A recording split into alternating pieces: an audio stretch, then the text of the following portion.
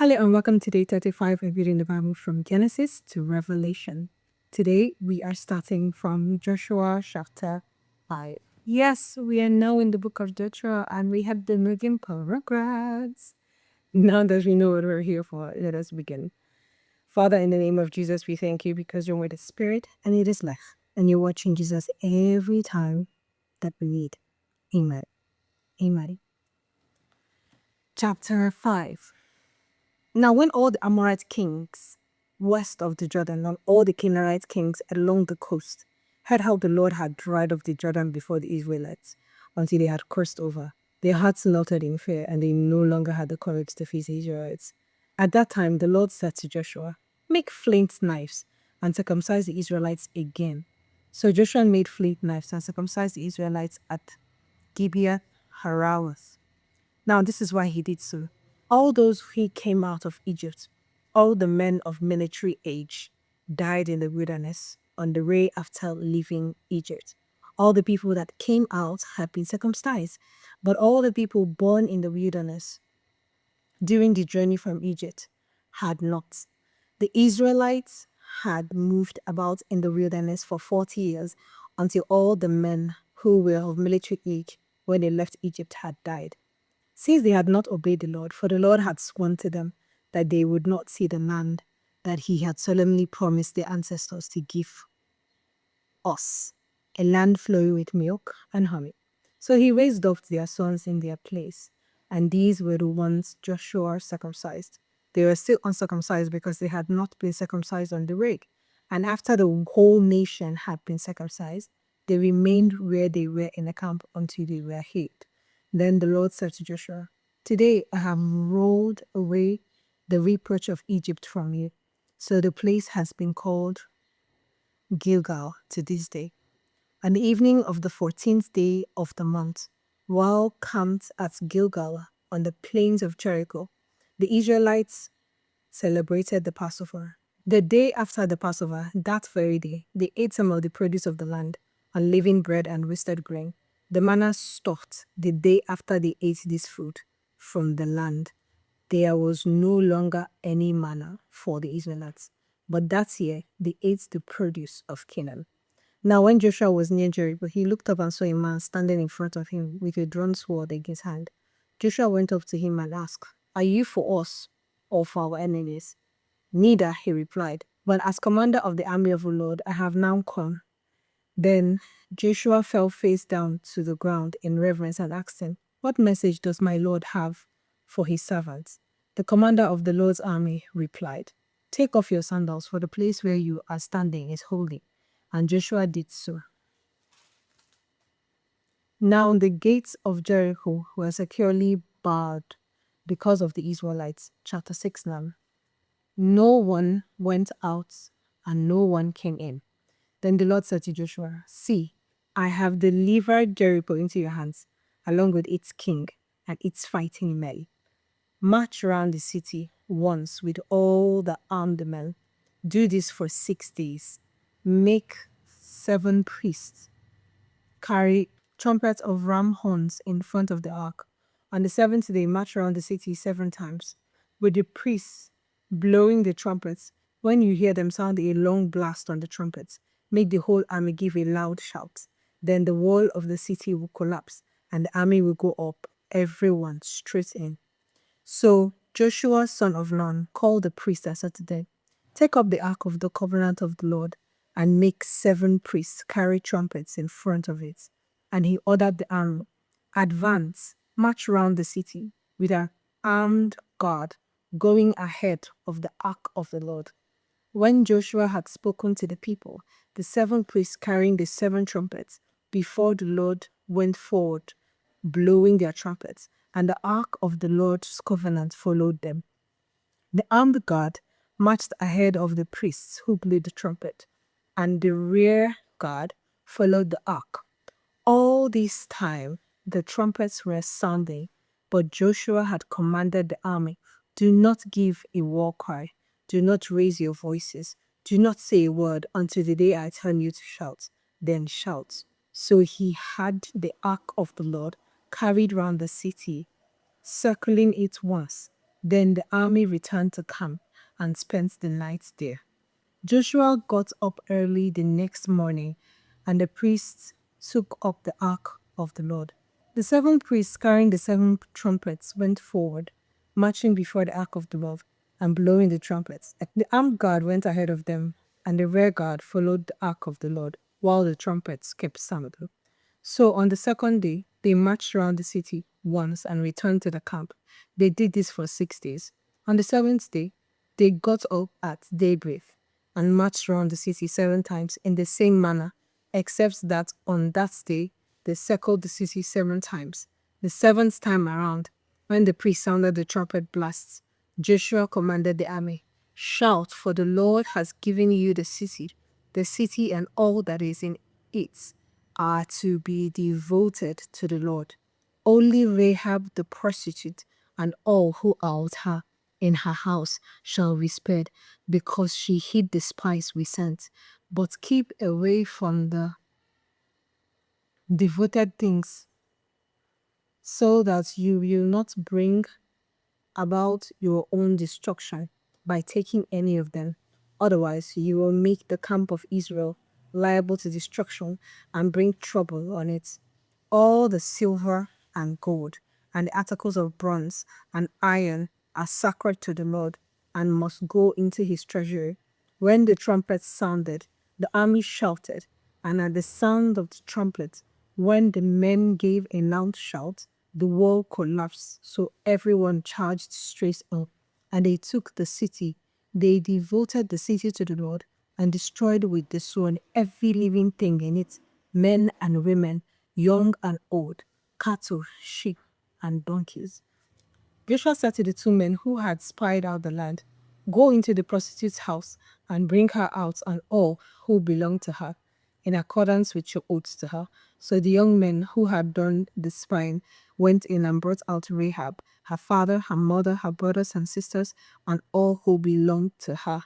They brought out her entire family and put them in a place outside the camp of Israel. Then they burned the whole city and everything in it, but they put silver and gold and the articles of bronze and iron into the treasury of the Lord's house. But Joshua spared Rahab the prostitute and her family and all who belonged to her, because she hid the men Joshua had sent as spies to Jericho, and she lives among the Israelites to this day. At that time, Joshua pronounced this solemn oath: "Cursed before the Lord is the one who undertakes to rebuild this city, Jericho. At the cost of his firstborn son, he will lay its foundations. At the cost of his youngest, he will set up its gates." So the Lord was with Joshua, and his fame spread throughout the land. Chapter 7. But the Israelites were unfaithful in regard to the devoted sons. Achan, son of Carmi, the son of Zimri, a son of Zerah, of the tribe of Judah, took some of them. So the Lord's anger burned against Israel. Now Joshua sent men from Jericho to Ai, which is near Beit Evan, to the east of Bethel, and told them, "Go up and spy out the region." So the men went up and spied out Ai. When they returned to Joshua, they said, "Not all the army will have to go up against Ai. Send 200 or 300,000 men to take it, and do not worry the whole army, for only a few people live there."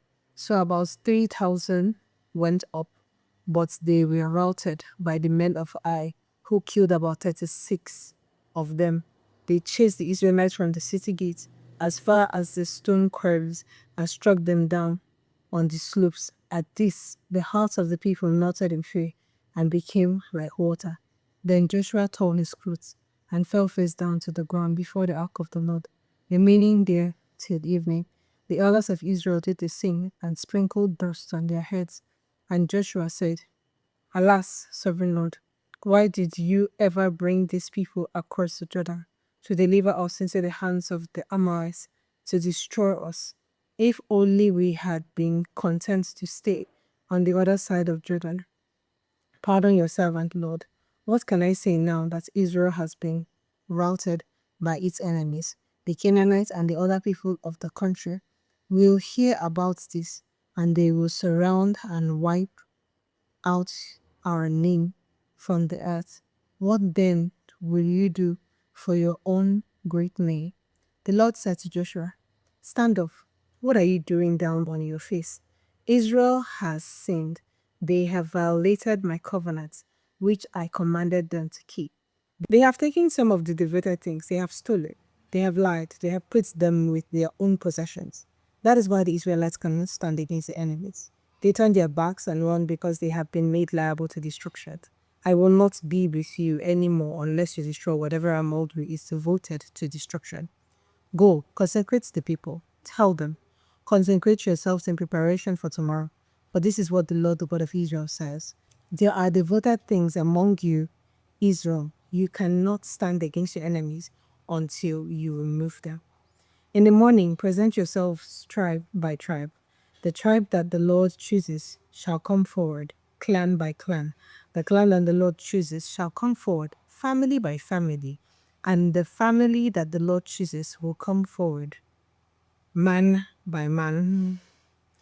Whoever is caught with the devoted things shall be destroyed by fire along with all that belongs to him. He has violated the covenant of the Lord and has done an outrageous thing in Israel. Early the next morning, Joshua made Israel come forward by tribes, and Judah was chosen. The clans of Judah came forward, and the Zerahites were chosen. He made the clan of Zerahites come forward by families, and Zimri was chosen. Joshua made his family come forward man by man, and Achan, son of Carmi, the son of Zimri, the son of Zerah of the tribe of Judah, was chosen. Then Joshua said to Achan, my son, give glory to the Lord, the God of Israel, and honor him. Tell him what you have done. Do not hide it from me. Achan replied, it is true. I have sinned against the Lord, the God of Israel. This is what I have done. When I saw in the plunder a beautiful robe from Babylonia, 200 shekels of silver, and a bar of gold weighing 50 shekels, I coveted them and took them. They are hidden in the ground inside my tent, with the silver and the reeds. So Joshua sent messengers, and they ran to the tent, and there it was, hidden in his tent, with the silver underneath. They took the things from the tent, brought them to Joshua and all the Israelites, and spread them out before the Lord. Then Joshua, together with all the Israelites, took Achan son of Zerah, the silver, the robe, the gold bar, his sons and daughters, his cattle, donkeys, and sheep, his tents, and all that he had, to the valley of Achor. Joshua said, why have you brought this trouble on us? The Lord will bring trouble on you today. Then all Israel stoned him, and after they had stoned the rest, they burned them. Over Achan, they heaped up a large pile of rocks, which remains to this day. Then the Lord turned from his fierce anger. Therefore, that place has been called the Valley of Achor ever since. Oh, Jesus. Okay, no, I know the Achan story, but this is actually sad. How ESS can affect your treatment, they follow. Your household. We take a break here. Hello, Bible reader. We've read for a while and we'll have to take a break. Please feel free to get a stretch, drink water, catch your breath, and we will continue immediately. You can also decide to pause at this point and then play when you are ready to continue. Now, let's start the second half. Now let's continue from chapter 8. Then the Lord said to Joshua, do not be afraid, do not be discouraged. Take the whole army with you and go up and attack Ai, for I have delivered into your hands the king of Ai, his people, his city, and his land. You shall do to Ai and its king as you did to Jericho and its king, except that you may carry off their plunder and livestock for yourself. Set an ambush behind the city. So Joshua and the whole army moved out to attack Ai. He chose 30,000 of his best fighting men and sent them out at night with these orders. Listen carefully. You are to set an ambush behind the city. Don't go very far from it. All of you be on the alert. I and all those with me will advance on the city, and when the men come out against us, as they did before, we will flee from them. They will pursue us until we have lured them away from the city, for they will say, they are running away from us as they did before. So when we flee from them, you are to rise up from ambush and take the city. The Lord your God will give it into your hand. When you have taken the city, set it on fire. Do what the Lord has commanded. See to it you have my orders. Then Joshua sent them off, and they went to the place of ambush and lay in wait between Bethel and Ai, to the west of Ai. But Joshua spent that night with the people. Early the next morning, Joshua mustered his army, and he and the leaders of Israel marched before them to Ai. The entire force that was with him marched up and approached the city and arrived in front of it. They set up camp north of Ai, with the valley behind them and the city. Joshua had taken about 5,000 men and set them on ambush between Bethel and Ai, to the west of the city. So the soldiers took up their positions with the main camp to the north of the city and the ambush to the west of it. That night Joshua went into the valley. When the king of Ai saw this, he and all the men of the city hurried out early in the morning to meet Israel in battle at a certain place overlooking the Arabah. But he did not know that an ambush had been set against him behind the city. Joshua and all Israel let themselves be driven back before them, and they fled towards the wilderness. All the men of Ai were called to pursue them, and they pursued Joshua and were lured away from the city. Not a man remained in Ai or Bethel who did not go after Israel. They left the city open and went in pursuit of Israel. Then the Lord said to Joshua, "Hold out towards Ai the javelin that is in your hand, for into your hand I will deliver the city." So Joshua held out towards the city the javelin that was in his hand. As soon as he did this, the men in the ambush rose quickly from their positions and rushed forward. They entered the city and captured it and quickly set it on fire. The men of Ai looked back and saw the smoke of the city rising up into the sky, but they had no chance to escape in any direction. The Israelites who had been fleeing towards the wilderness had turned back against their pursuers. For when Joshua and all Israel saw that the ambush had taken the city and that smoke was going up from the city, they turned around and attacked the men of Ai. Those in the ambush also came out of the city against them, so that they were caught in the middle, with Israel on both sides. Israel cut them down, leaving them neither survivors nor fugitives. But they took the king of Ai alive and brought him to Joshua. When Israel had finished killing all the men of Ai in the fields and in the wilderness, where they had chased them, and when every one of them had been put to the sword, all the Israelites returned to Ai and killed those who were in it. 12,000 men and women fell that day, all the people of Ai. For Joshua did not draw back the hand that held out his javelin until he had destroyed all who lived in Ai. But Israel did carry off for themselves the livestock and plunder of this city, as the Lord had instructed Joshua. So Joshua burned Ai and made it a permanent heap of ruins, a desolate place to this day. He impaled the body of the king of Ai on a pole and left it there until evil. At sunset, Joshua ordered them to take the body from the pole and throw it down at the entrance of the city gate, and they raised a large pile of rocks over it, which remains to this day.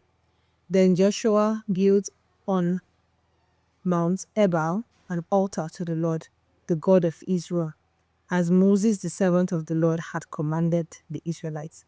He built it according to what is written in the book of the law of Moses, an altar of uncut stones, on which no iron tool had been used. On it they offered to the Lord burnt offerings and sacrificed fellowship offerings there. In the presence of the Israelites, Joshua wrote on stones a copy of the law of Moses.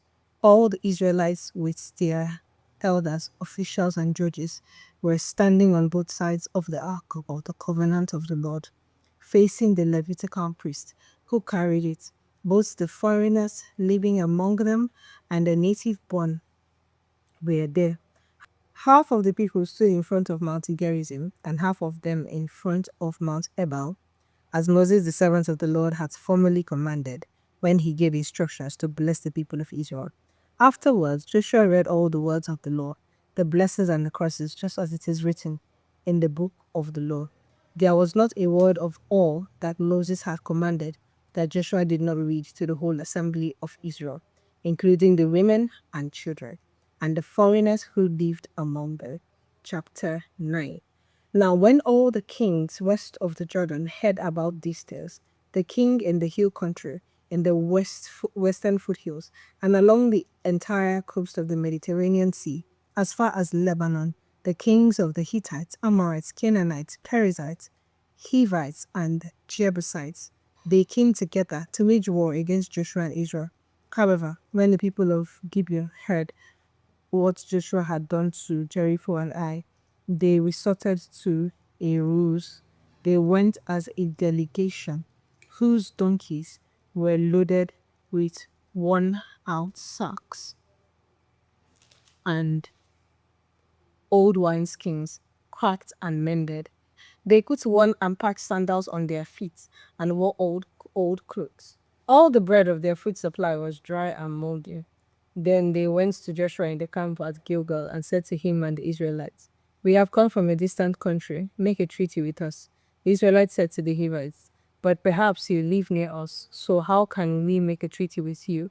We are your servants," they said to Joshua. But Joshua asked, "Who are you and where do you come from?" They answered, "Your servants have come from a very distant country because of the fame of the Lord your God. For we have heard reports of him, all that he did in Egypt, and all that he did to the two kings of the Amorites east of the Jordan, Sihon king of Heshbon and Og king of Bashan, who reigned in Ashtaroth. And our elders and all those living in our country said to us, 'Take provisions for your journey, go and meet them, and say to them, "We are your servants, make a treaty with us." This bread of ours was warm when we packed it at home.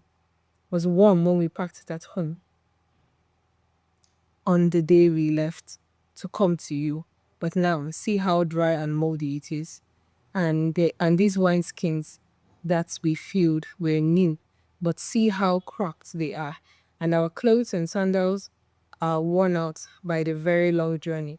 The Israelites sampled their provisions, but did not inquire of the Lord. Then Joshua made a treaty of peace with them to let them leave, and the leaders of the assembly ratified it by oath. Ooh, that's bad. 3 days after they made the treaty with the Gibeonites, the Israelites heard that they were neighbors living near them. So the Israelites set out on the third day, came to their cities, Gibeon, Kephirah, Beerot, and Kiriath Jearim. But the Israelites did not attack them, because the leaders of the assembly had sworn an oath to them by the Lord, the God of Israel. The whole assembly grumbled against the leaders, but all the leaders answered, "We have given them our oath by the Lord, the God of Israel, and we cannot touch them now. This is what we will do to them. We will let them live, so that God's wrath will not fall on us for breaking the oath we swore to them." They continued, "Let them live, but let them be woodcutters and water carriers in the service of the whole assembly." So the leader's promise to them was kept. Then Joshua summoned the Gibeonites and said, "Why did you deceive us by saying we live a long way from you, while actually you live near us? You are now under a curse. You will never be released from service as woodcutters and water carriers for the house of my God." They answered Joshua, "Your servants were clearly told how the Lord your God had commanded his servant Moses to give you the whole land and to wipe out all its inhabitants from before you. So we feared for our lives because of you, and that is why we did this. We are now in your hands. Do to us whatever seems good and right to you." So Joshua saved them from the Israelites, and they did not kill them. That day he made the Gibeonites woodcutters and water carriers for the assembly to provide for the needs of the altar of the Lord at the place the Lord would choose. And that is what they are to this day. Chapter 10. Now Adoni-Zedek, king of Jerusalem. Heard that Joshua had taken Ai and totally destroyed it, doing to Ai and its king all he had done to Jericho and its king, and that the people of Gibeon had made a treaty of peace with Israel and had become their allies. He and his people were very much alarmed at this because Gibeon was an important city, like one of the royal cities. It was larger than Ai, and all its men were good fighters. So Adoni-Zedek, king of Jerusalem, appealed to Hoham, king of Hebron, Piram, king of Jarmuth, Japhia, king of Lachish, and Zebi, king of Eglon. Come and help me attack Gibeon, he said, because it has made peace with Joshua and the Israelites.